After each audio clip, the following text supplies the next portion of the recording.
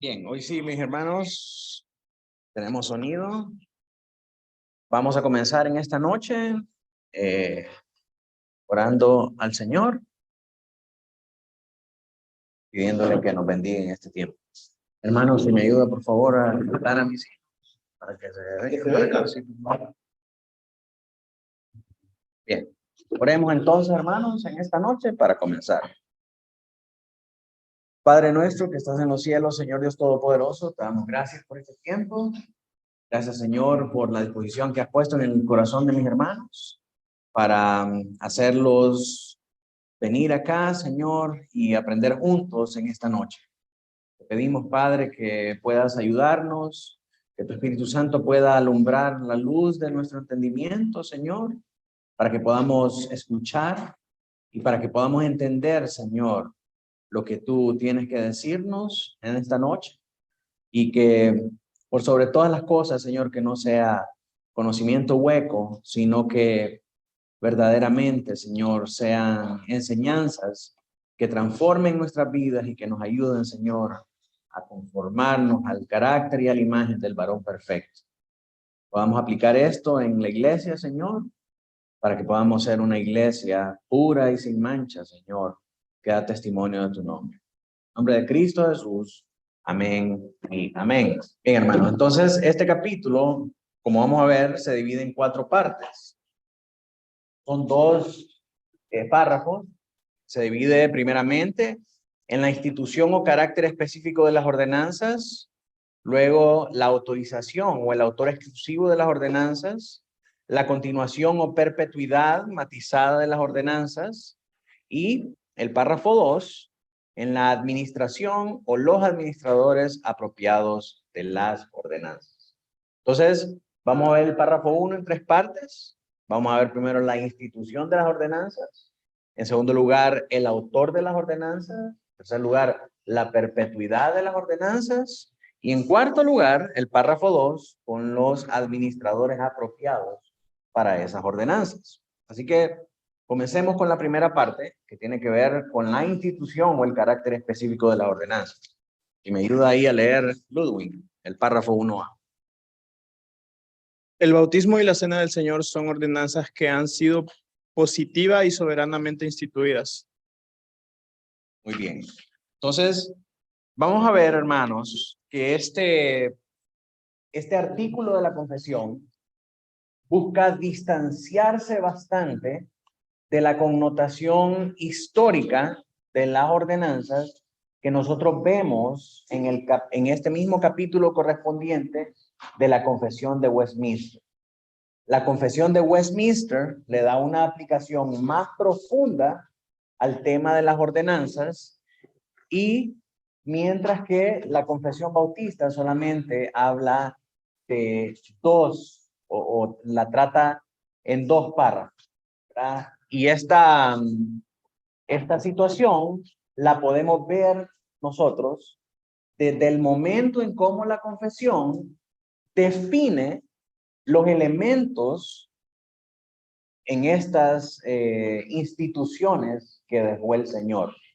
Mientras que la Confesión de Westminster lo trata al igual que los católicos, diciéndole los sacramentos. Los bautistas buscan inmediatamente separarse de esa noción de los sacramentos, diciéndolos o llamándoles ordenanzas, ¿verdad? Entonces, desde ahí hay una diferenciación bien radical de la concepción tradicional de estos elementos dentro de la fe cristiana.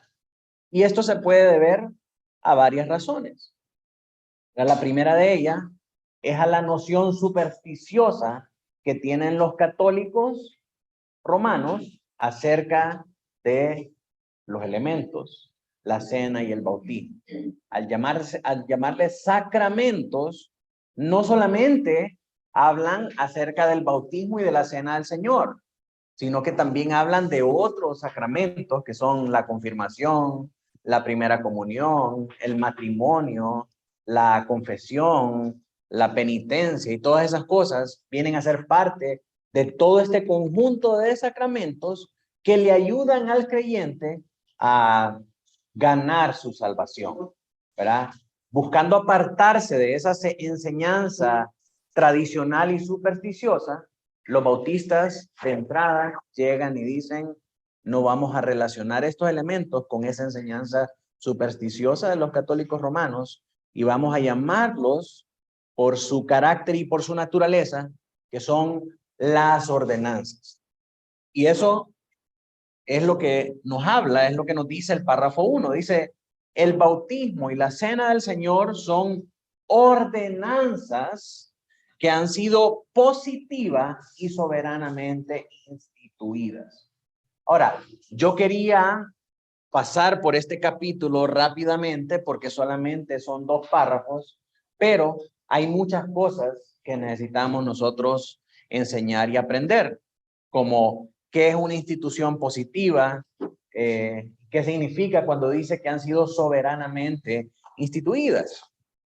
Entonces, hay muchas cosas que tenemos que explicar antes de poder pasar a cada una de las ordenanzas como tal. De entrada sabemos que las ordenanzas que nosotros identificamos son únicamente 2.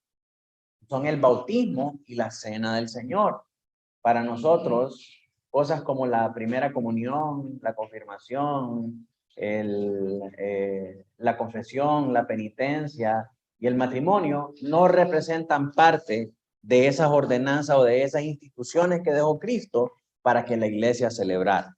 Únicamente reconocemos 2 y son el bautismo y la cena del Señor. Se llaman ordenanzas porque fueron cosas que él ordenó expresamente que la iglesia celebrara hasta el fin de los tiempos. El primer versículo que nos habla acerca de esto es Mateo 28:19, cuando él delega la gran comisión a los discípulos, él los manda a bautizarlos en el nombre del Padre, del Hijo y del Espíritu Santo. Esa es la primera ordenanza que le da Dios a la iglesia, a sus discípulos. La segunda es cuando instituye la cena del Señor en la noche en que iba a ser entregado y les dice, hagan esto siempre en memoria de mí. Solo esas 2 cosas podemos nosotros encontrar en la palabra que el Señor manda a la iglesia a celebrar hasta el fin del mundo y por eso nosotros las identificamos esas 2 cosas como ordenanzas. Así que vamos a ver qué es una ordenanza. Una ordenanza es un mandato, una disposición, un arbitrio y una voluntad de alguien, ¿sí? En un país hay un compendio de leyes, ¿sí? Esas leyes son para todos sus ciudadanos, pero dentro de cada municipio hay ciertas disposiciones que no pertenecen a la ley normal de un país, a la ley general de un país, pero que sí son disposiciones de la administración de cada municipio que se tienen que obedecer de esa manera aquí en este municipio.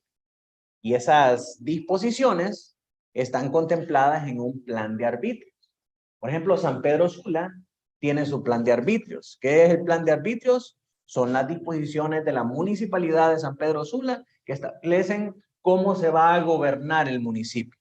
Y esas disposiciones que tiene San Pedro Sula son diferentes a las disposiciones que tiene Choloma, a las disposiciones que tiene Villanueva, a las disposiciones que tiene Santa Cruz de Yojoa, todos los otros municipios del país.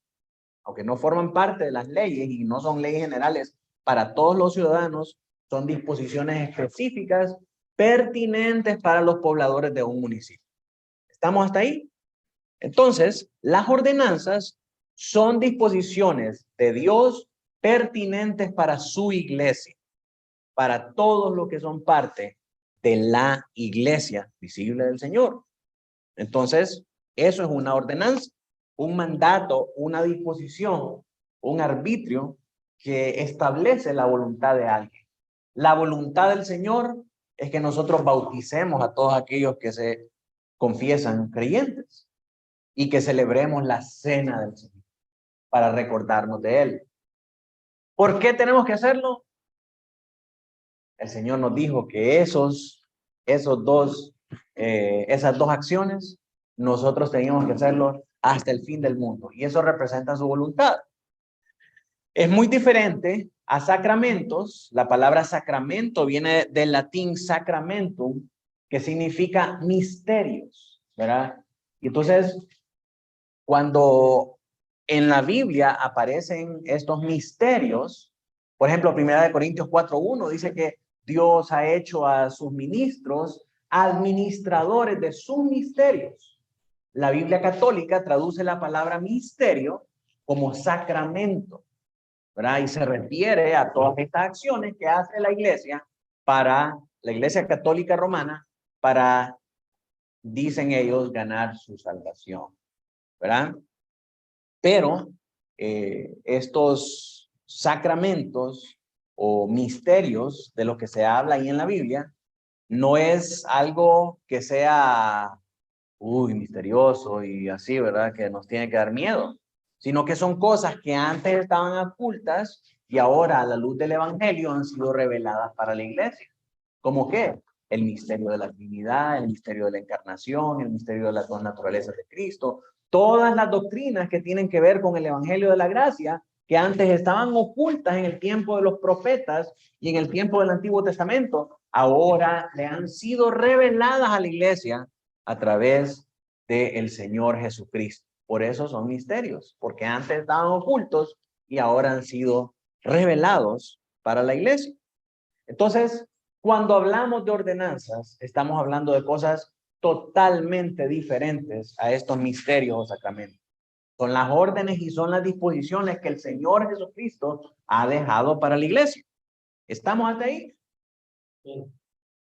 Si alguien tiene dudas, preguntas, por favor, no se queden con ella. Es importante para mí que vayamos entendiendo estas cosas.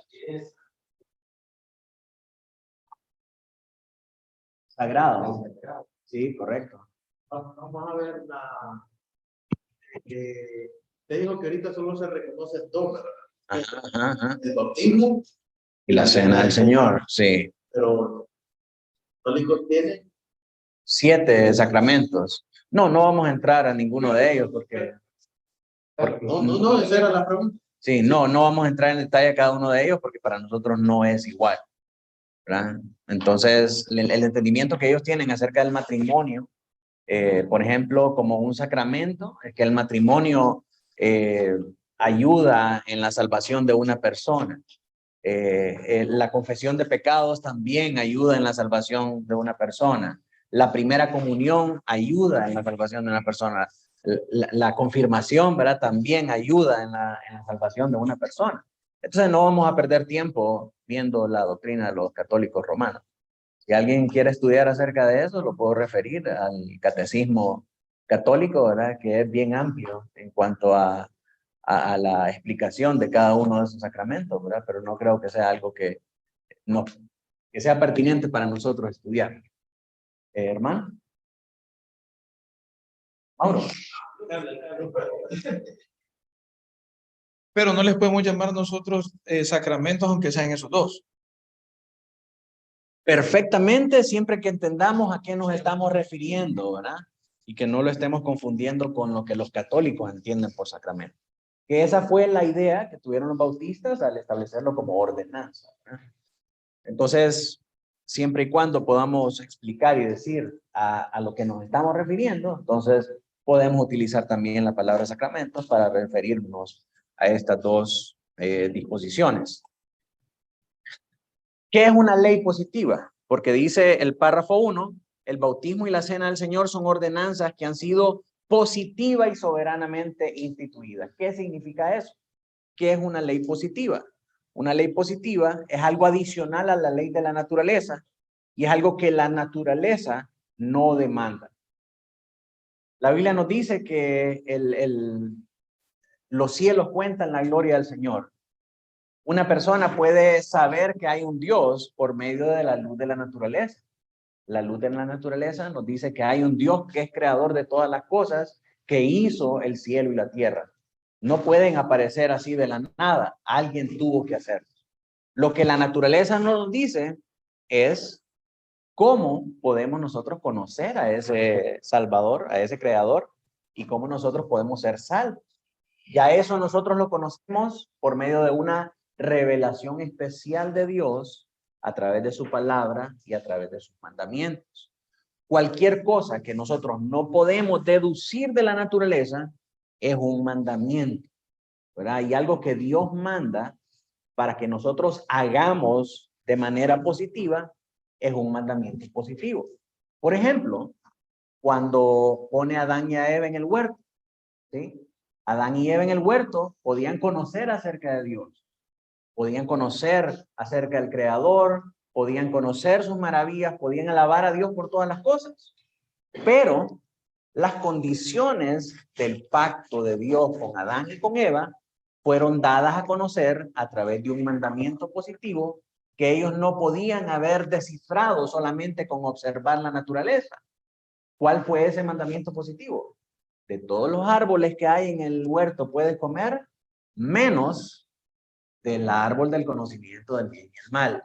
Entonces, ese mandamiento positivo que le fue dado por Dios fuera de la naturaleza es lo que nosotros conocemos como un mandamiento positivo. Algo que Dios demanda de nosotros que hagamos, no porque está en la luz de la naturaleza, sino que porque Él lo ha dado a conocer específicamente.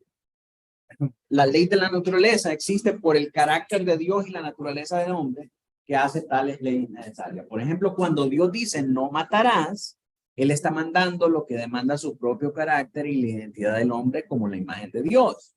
Entonces, no matarás era una institución necesaria, no soberana. Dios no dice no matarás solo porque yo digo que no matarás. O sea, no matarás porque esa es una disposición natural para preservar la vida y la imagen de Dios, de Dios en el hombre. Entonces, a diferencia de la cena del Señor y el bautismo, que sí son leyes arbitrarias, que Dios dice, hay que hacerlas así. Esto es lo que yo digo que hay que hacer. Entonces, hay que obedecer. No las entendemos porque no son parte de nuestra naturaleza.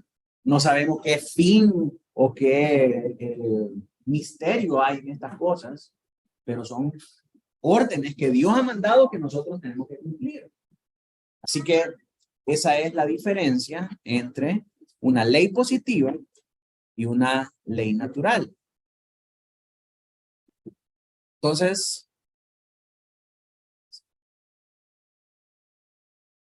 miremos la arbitrariedad y la soberanía de las ordenanzas. Cuando Cristo dijo, bautizándolos, en Mateo 28:19, que manda la gran comisión, ¿verdad? Ir por todas las naciones y hacer discípulos, bautizándolos en nombre del Padre, el Hijo y del Espíritu Santo. Y cuando habla de la institución de la cena del Señor, cuando dice, haced esto todas las veces en memoria de mí, nada en el carácter de Dios o en la naturaleza del hombre hacía necesaria esta ordenanza o esta ley. O sea, no había una necesidad de estas cosas, ¿verdad? No estaba presente tampoco en nuestra naturaleza, sino que son cosas que sobrepasan nuestra naturaleza y obedecen enteramente a la soberanía y a la orden arbitraria de Dios. ¿Por qué celebramos la cena y el bautismo? Porque Dios lo manda, porque Dios lo ordenó. Entonces Dios lo estableció soberanamente y arbitrariamente para que nosotros lo cumpliéramos, no para ver si queremos hacer, no para ver si estamos de acuerdo, no porque digamos, no, yo creo que realmente eso no es parte de lo que nosotros deberíamos hacer. No, eso es lo que deberíamos hacer. Y el Señor lo dejó estipulado en su palabra. En cierto sentido, estas ordenanzas eran arbitrarias. El Señor Jesús no anduvo explicando por qué. No anduvo rogando tampoco que le hicieran, sino que Él dio la orden y dijo, haced esto. Y Él dijo también, id y bautícenlos. No anduvo explicando nada, o sea, era sí o sí. De manera peculiar, la voluntad libre y soberana de Cristo, el Rey, se manifiesta en ellas. Ahora, miremos el autor exclusivo de estas ordenanzas. La confesión dice en el párrafo 1b, Robert, si lo lee ahí. Por el Señor Jesús, el único legislador. Estas ordenanzas fueron positiva y soberanamente instituidas por el Señor Jesús, el único legislador. Él fue el autor de estas ordenanzas. Ese autor exclusivo es Jesucristo. Vemos nosotros en Mateo 28:19 cuando leemos la Gran Comisión y 1 Corintios 11:24-25 cuando nos habla de la iglesia reunida para celebrar la cena del Señor.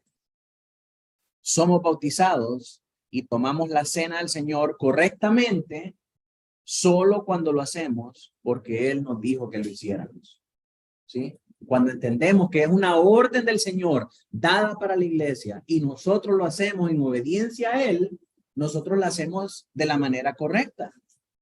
Pero si nosotros la tomamos por cualquier otra razón, como la toman los católicos o como celebran los sacramentos los católicos, nosotros lo estamos haciendo por la razón incorrecta. ¿Por qué? Porque ellos le están dando una atribución mística a estas ordenanzas. Ellos le están dando un valor más allá de lo que el Señor ha establecido que sea el propósito de estas ordenanzas. ¿Verdad? Sí. También para aclarar, que hemos visto con ustedes, es que no está escrito tampoco de cada cuánto se hace eso, sino que en un acuerdo acá, recuerdo que lo platicamos con los líderes en este momento, se determinó que cada 2 semanas, igual en el caso nuestro, pero hay iglesias que lo toman una vez al mes, otras los primeros, o sea, esa periodicidad la dispone la iglesia de acuerdo al criterio que tengan para la enseñanza en sí de la celebración. Correcto. En eso tenemos la libertad. Dios nos ha dado la libertad, ¿verdad?, para poder establecer la periodicidad de la celebración de esta ordenanza. En cuanto al bautismo, ¿verdad?, tiene que ser en el momento preciso en el que alguien está listo para confesar su fe a los creyentes y los creyentes ratifican ese testimonio como cierto. Entonces, en ese momento se establece un periodo en el cual la iglesia celebra la ordenanza del bautismo. No tiene gloria o provecho el observar estos ritos por tradición o porque nos parezcan una buena idea. Bueno, ¿por qué celebran la cena? No, porque siempre lo hemos hecho así. No, porque es deber, ¿cómo se llama? Celebrarlo el primer domingo de cada mes. No, lo celebramos porque el Señor Jesús manda a su iglesia a celebrar este acto como conmemoración de su muerte y su resurrección. Es el entendimiento correcto de estas cosas.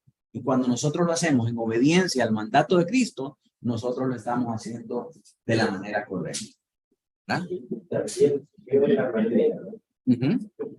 ser, como decía, vayas por ahí con papita frita Y Coca-Cola.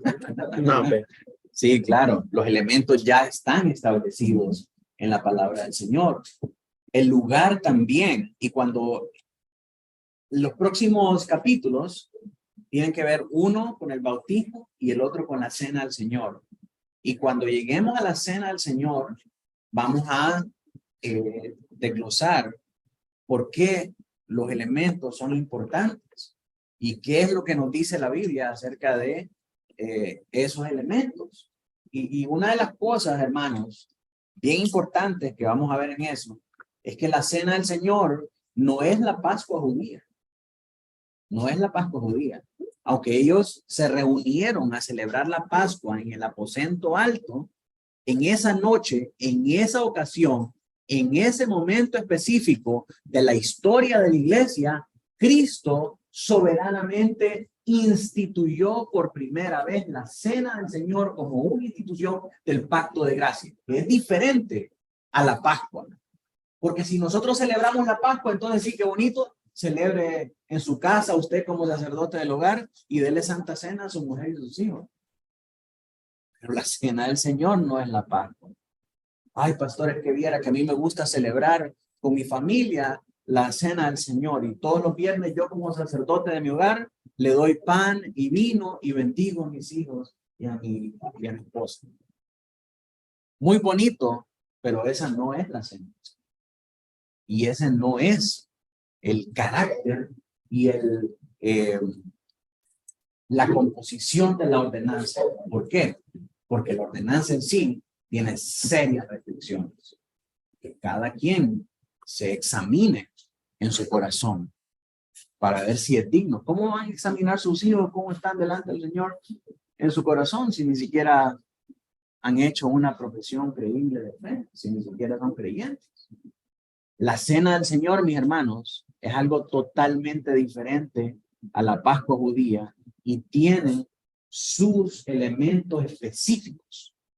No es el pan sin levadura de la Pascua y no es el vino que usan los judíos. O sea, y tampoco es vino sin alcohol, ¿verdad? La Biblia establece el tipo de pan y el tipo de vino que nosotros deberíamos tomar al momento de celebrar la cena. Porque la cena y la Pascua del Señor son dos cosas completamente diferentes. Pablo, cuando habla en 1 Corintios 11:26, dice, porque yo mismo recibí que la noche en que el Señor fue entregado, ¿verdad? Él instituyó esta cena. Él instituyó la cena. Fue una institución totalmente diferente a la Pascua judía. Entonces, no tenemos por qué perdernos y no tenemos que confundir una cosa con la otra. Porque la Pascua judía sí era para toda la familia. Y no solamente incluía pan y vino, sino que también hierbas amargas. Habían otros elementos establecidos ahí en la dieta que ellos tenían que comer. Así que la cena del Señor es totalmente diferente. Sin embargo, sentimos sobre nuestros corazones la autoridad de Cristo y su palabra y respondemos a esa autoridad. Entonces, ¿qué gloria tienen estas ordenanzas? Hay entonces un nuevo sentido de la vida viviente, la realidad y la presencia de Cristo en las ordenanzas. Y también hay en la obediencia consciente a su autoridad una conciencia refrescante de nuestra unión viva con Cristo. En tercer lugar, su continuidad manifiesta, el párrafo 1c. Claudia, si me ayuda leyendo ahí. Para que continúen en su iglesia hasta el fin del mundo. Para que continúen en su iglesia hasta el fin del mundo. Las ordenanzas tienen un carácter perpetuo, que nosotros hasta que Cristo venga, tenemos que seguir celebrando estas ordenanzas. La afirmación de la confesión es que estas ordenanzas son en cierto sentido perpetuas. Deberían ser continuadas en la iglesia tras la muerte de los apóstoles, cesarán solo con el fin del mundo. Debían ser continuadas en la iglesia tras la muerte de los apóstoles y cesarán solo con el fin del mundo. No existe ninguna insinuación de la cesación del bautismo en el Nuevo Testamento, pero sí toda indicación de su continuación. Aún después del ministerio de Cristo, la iglesia siguió bautizando con mucha más energía porque fueron comisionados por el Señor Jesucristo para ir y hacer estas cosas. Está claro que la cena del Señor ha de continuar hasta la segunda venida de Cristo. Porque eso Él lo dijo. Hasta que yo vuelva en mi reino y lo vuelva a tomar con vosotros. Entonces, tenemos un mandato para seguir celebrando perpetuamente estas ordenanzas. ¿Qué lecciones nos dejan este mandato de continuidad, este mandato de perpetuidad? En primer lugar, hermanos, y esto es muy importante por el contexto en el que nosotros vivimos aquí en nuestro país, reprende a los hiperdispensacionalistas que enseñan que ninguna ordenanza física ha de ser observada para la iglesia gentil. ¿Qué significa eso? Los hiperdispensacionalistas lo que hacen es que dividen la historia de la salvación en siete momentos diferentes de trato de Dios con el hombre. Y entonces en cada una de esas dispensaciones habían cosas que eran propias de esa dispensación y que no están presentes en el siguiente. Y entonces ellos utilizan esa enseñanza para decir las ordenanzas estaban presentes en la iglesia neotestamentaria, en la iglesia prepaulina, dicen ellos, la iglesia antes de Pablo. Esas ordenanzas no son ahora para nosotros en este tiempo. Y actualmente hay iglesias como la menonita que no celebran las ordenanzas, ¿verdad? Agarran esa enseñanza dispensacionalista y la llevan a un extremo radical, a decir, esa palabra del Señor Jesucristo de celebrar la cena cada vez que tuvieran oportunidad y de bautizar a los discípulos era únicamente para los apóstoles. Pero es pecado, ¿no? ¿Es pecado? Si es pecado, por ejemplo, los términos que nos digas. Pero, Claro, si estás desobedeciendo una orden del Señor Jesucristo. aunque ellos lo entiendan, ¿Qué es pecado? no, pero no está por ley. Exactamente. 1 Juan 3, ¿verdad?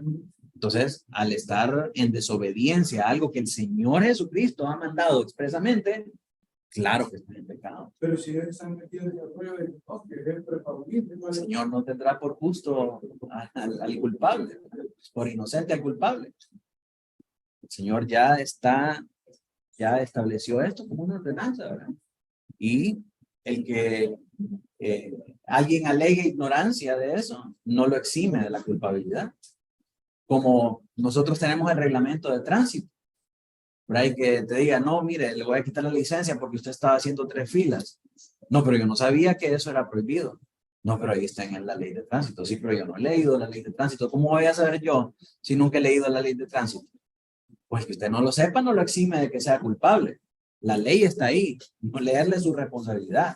Y la licencia se la vamos a quitar, alegue ignorancia o no, ¿verdad? Sucede lo mismo con la ley de Dios. La ley está ahí. Que no la conozcamos y que la ignoremos, no nos quita la culpabilidad. Ese pasaje, no le enseñe uno de los fuertes pasajes, será culpable. De todas las plagas de este libro en Apocalipsis. Que menciona ahí el que no enseñe uno de estos mandamientos. Lo que no está ligado a la jurisdicción. Sí, correcto. Porque las ordenanzas no tienen ningún poder salvífico para nosotros. ¿Verdad? Nosotros no somos salvos porque nos bautizamos. Nosotros no somos salvos porque tomamos la Santa Cena. Esos son elementos de nuestra fe. Y como entonces, por ejemplo, cuando dice la Escritura también, el que no naciera de agua, ni de fuego, Ni del Espíritu. El espíritu. no puede. Sí, ahí está hablando del lavamiento del agua, ¿verdad? A través de la palabra y a través de la obra del Espíritu Santo, pero no está hablando del bautismo de la salvación, porque si no, para eso el ladrón en la cruz no fue salvo. Mateo 5:19, cualquiera que asume uno de estos mandamientos, uno de los más pequeños, que alguno enseña a otro, será llamado muy pequeño en el reino de los cielos, porque cualquiera que lo guarde lo enseñe, este será llamado grande en el reino de los cielos. Amén. Y la otra enseñanza que nosotros aprendemos de la perpetuidad de estas ordenanzas es que no solo apuntan retrospectivamente a la autoridad viviente de Cristo, sino que también prospectivamente al regreso y a la presencia mismo de Cristo. No solamente nos acordamos de que esto fue encomendado a los primeros discípulos, sino que cuando participamos en estas cosas, anticipamos la venida de Cristo, ¿verdad? Y decimos, esperamos a que Él vuelva. Recordamos su muerte y su resurrección y que Él vuelve a su iglesia. Y cuando Él vuelva, nos va a encontrar haciendo estas mismas cosas que Él nos mandó que hiciéramos. Y nos va a tener por fieles. Entonces, apunta hacia el poder de Cristo que fue encomendado a sus discípulos y apunta hacia el poder de Cristo que va a ser manifiesto cuando Él venga nuevamente. Entonces, estas ordenanzas son cuerdas salvavidas que nos recuerdan al Cristo viviente y su poder. 4. La administración correcta de las ordenanzas. Y aquí vamos entrando al segundo párrafo. Párrafo 2. Mauricio, si me ayuda a leer. Estas santas instituciones han de ser administradas solamente por aquellos que estén cualificados y llamados para ello, según la condición de Cristo. Esta ordenanza tiene que ser administrada por aquellos que han sido llamados y calificados para administrarla por Cristo. Primera de Corintios 4:1 dice Pablo, así pues, téngannos los hombres por servidores de Cristo y administradores de los misterios de Dios. Aquí hay dos palabras clave, que es la palabra administradores y la palabra misterios. Cuando hablamos de administradores, estamos hablando de mayordomos. Hoy conocemos, son los administradores, los dispensadores, los que están a cargo de llevar a cabo estas cosas. Y cuando habla de los misterios, no está hablando de los sacramentos. Está hablando de las doctrinas ocultas ahora reveladas en el Evangelio.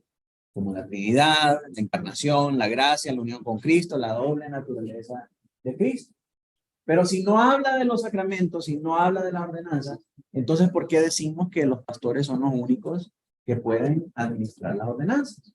Porque en otras partes de las Escrituras sí nos deja ver a nosotros que hay ciertos siervos que son encargados de administrar alimentos y ciertos elementos a los demás. No todos los siervos del Señor tienen la misma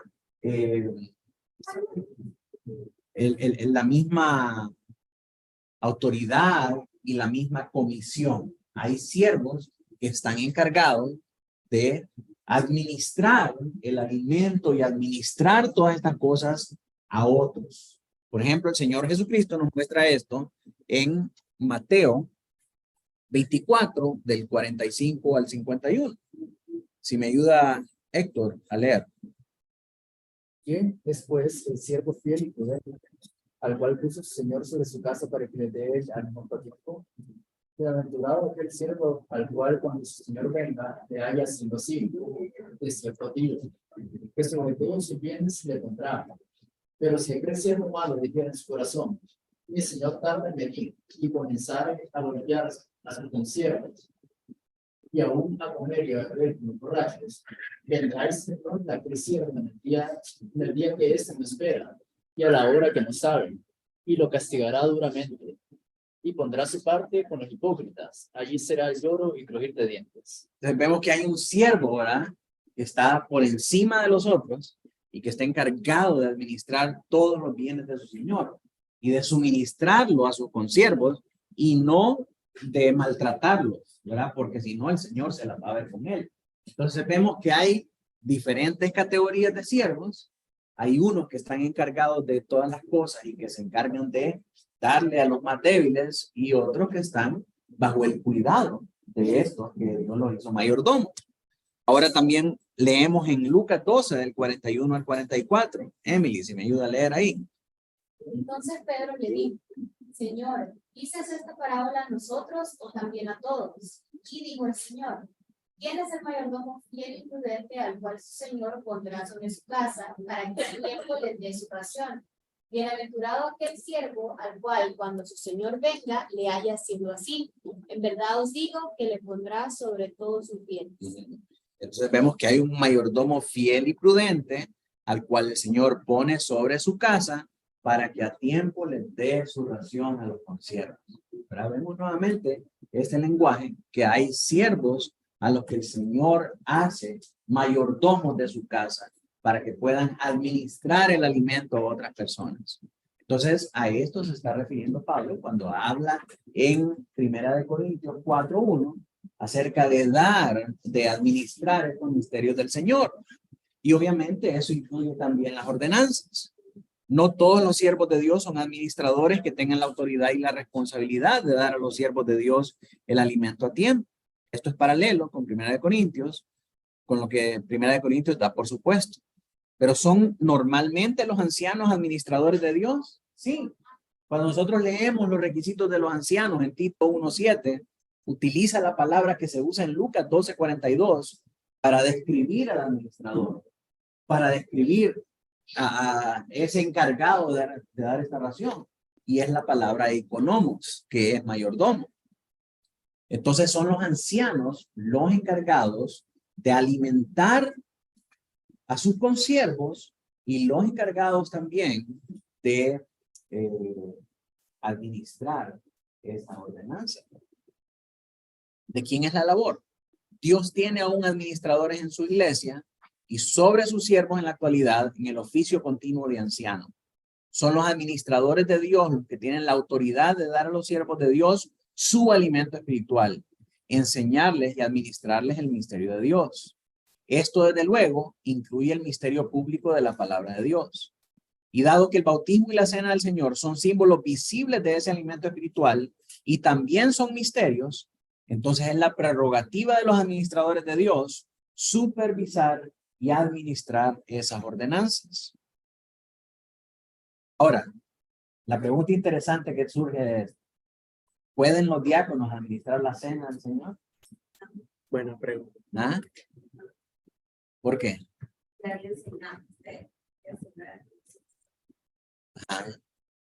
Pero- ¿Y si no está? Sí puede. ¿Ah? Sí puede. Sí puede. Sí. Porque lo que, o sea, la iglesia destinó a esos hombres, o sea, los pastores y marcharon. Pero es que acordate que la escritura pone una responsabilidad específica con ellos. Cuando ellos fueron hechos, se les dio una tarea específica, hacerse cargo de las viudas, de las ancianas, de ayudar a los enfermos, cosas así. El trabajo del pastor es otra. Exactamente. Muy bien, Robert. La función de los diáconos está definida y está delimitada por la Escritura. Cuando nosotros leemos en Hechos 6, vemos que la labor de los diáconos es servir a las mesas. Servir a las mesas. ¿Verdad? Entonces, los diáconos son servidores de la iglesia. De nuevo, si nos vamos a Mateo 24, a Lucas 12, vemos que la labor de alimentar a los consiervos es específicamente de los mayordomos, de los administradores de estos misterios. Y aunque algunos pastores piensen que sí se puede, cuando hay un pastor presente, por ejemplo, está el pastor en la iglesia y el pastor delega a un diácono para que el diácono pueda administrar la cena del Señor. Hay pastores que piensan que sí se puede. Pero mi pensar acerca de esto es que salvo que el pastor tuviera una incapacidad o fuera el único pastor y fuera el único pastor, ¿verdad? Y ese pastor no puede, no miro cuál es la necesidad que ese pastor tenga de delegar una función que le compete específicamente al pastor. Si el pastor está ahí, el pastor es el que tiene que ministrar la cena del Señor, porque a él es que lo encomendó Dios para hacer eso, ¿verdad? Y la función de los diáconos es otra. La función de los diáconos es servir a la mesa. El diácono puede repartir los elementos, pero es la función del pastor administrar estos misterios. Otra de las cosas que nos valida a nosotros, que son los ancianos o los pastores, los que tienen que administrar estas ordenanzas, es la institución de la Gran Comisión. Y esto, mis hermanos, es necesario que nosotros lo miremos con bastante detenimiento, porque actualmente en nuestro entorno evangélico hay muchos que dicen, no, Dios dejó la Gran Comisión para todos los cristianos. Entonces, todo el que vaya por el mundo haciendo discípulos puede bautizar, porque si está en África y anda enseñando el evangelio, va a esperar que venga el pastor para bautizar a alguien que ha confesado fe en el Señor. No, ahí mismo tiene que meterlo al agua, bautizarlo, y ese es nuevo creyente. Y entonces eso lleva a un mal entendimiento de la Gran Comisión y a una mala práctica de fe. Porque hay muchos bautizando y haciendo eso, y muchos cristianos siendo convertidos, desperdigados por todo el mundo, pero al final esa fe no prospera. De nuevo, el ejemplo de Reinhard Bonnke. 1 millón de convertidos en una noche de evangelismo en Lao, Nigeria. ¿Dónde están esos creyentes? ¿Dónde están las iglesias rebosando? 1 millón de personas creyentes en una nación en una noche son suficientes para alterar el índice de cristianismo radicalmente en un país. Y las estadísticas del Lao, Nigeria no han cambiado absolutamente nada por una noche de milagros y de evangelismo de Reinhard Bonnke. Entonces, realmente, ¿es eso lo que nos manda la Gran Comisión? Y eso es lo que quiero que miremos, porque la Gran Comisión justifica el hecho de que sean los pastores y los ancianos los que administran las ordenanzas. Una interpretación superficial de la Gran Comisión es tan prevaleciente en la actualidad que no hacemos ni siquiera ciertas preguntas claves acerca de la misma. Una de esas preguntas es, ¿a quiénes está dirigida la Gran Comisión? La respuesta a esa pregunta, que la mayoría de los predicadores y misioneros en la actualidad dan por supuesto, es que está dirigida a todos los cristianos. ¿A quién le dijo Cristo? Ir por todo el mundo y hacer discípulos a las naciones, bautizándolos en el nombre del Padre, el Hijo y el Espíritu Santo. Los predicadores y los evangelistas dicen a todos los cristianos, en todas las épocas, en todos los lugares. Y eso es falso. Eso es falso. la gran comisión no está dirigida a todos los cristianos. Sin embargo, a cada cristiano, no está dirigida a cada cristiano de manera individual. Cuando nosotros leemos los tres evangelios sinópticos y el relato del libro de los Hechos, estos 4 relatos paralelos de esta comisión en la Biblia dejan muy claro que esta comisión está dirigida a los apóstoles de Cristo. A lo que le estaba hablando en ese momento el Señor era a los apóstoles. ¿Pero y qué? Entonces yo no puedo, no se aplica a nosotros la gran comisión actualmente. Usted puede evangelizar, ¿no? Esto no significa que la gran comisión fue dada solo a los apóstoles. El alcance de la gran comisión es a todas las naciones. Puesto que los apóstoles no completaron la gran comisión, podemos suponer que continúa siendo pertinente para la iglesia en la actualidad. Cuando los apóstoles murieran, ¿quién iba a llevar a cargo la comisión del Señor Jesucristo? Los creyentes que vinieron después de ellos. La duración de la gran comisión es hasta el fin del mundo, según lo manifiesta el verso 20. Y puesto que los apóstoles murieron antes del fin del mundo, está claro que Cristo no dirigió esta comisión exclusivamente a sus apóstoles. Aunque él estaba hablando en ese momento con los apóstoles, no se circunscribía o no se limitaba a ellos, porque ellos no iban a durar hasta el fin del mundo. ¿Sí? Así que de donde ellos terminaron, donde ellos se murieron, entonces ahora vienen otros creyentes. ¿Cuál es la conclusión correcta de este mandato? Esto no nos lleva de nuevo a donde comenzamos. La conclusión correcta es que la gran comisión fue dada a la iglesia colectivamente y no a un cristiano de manera individual. ¿Sí? La comisión no es para usted individual, sino que es para toda la iglesia del Señor Jesucristo, alrededor de todo el mundo, para la iglesia invisible. Esto es así porque los apóstoles eran el fundamento de la iglesia visible. No puede ser el deber de cada cristiano individualmente ir a todo el mundo y hacer discípulos y bautizarlos y enseñarles que guarden todos los mandatos de Cristo. Tal deber es una imposibilidad evidente para la mayoría de los cristianos. No podemos ir ni a Choluteca, ¿cómo vamos a ir a los confines? Si no podemos ir a Guatemala, ¿cómo vamos a ir a los confines del mundo? ¿Verdad? Es una imposibilidad para alguien realmente cumplir con este mandamiento tan grande. ¿Cómo lo vamos a hacer? A través de todas las iglesias en todo el mundo que se ocupan diligentemente de predicar el evangelio a través de sus iglesias locales, de hacer misiones a través de sus iglesias locales. Debe ser la iglesia como un todo, edificada por los apóstoles, para quien la gran comisión es permanentemente pertinente. Cada cristiano tiene la responsabilidad como parte de la iglesia visible de ayudar a la iglesia a cumplir la gran comisión, pero esta no se dirige a nosotros individualmente en Mateo 28, del 18 al 20.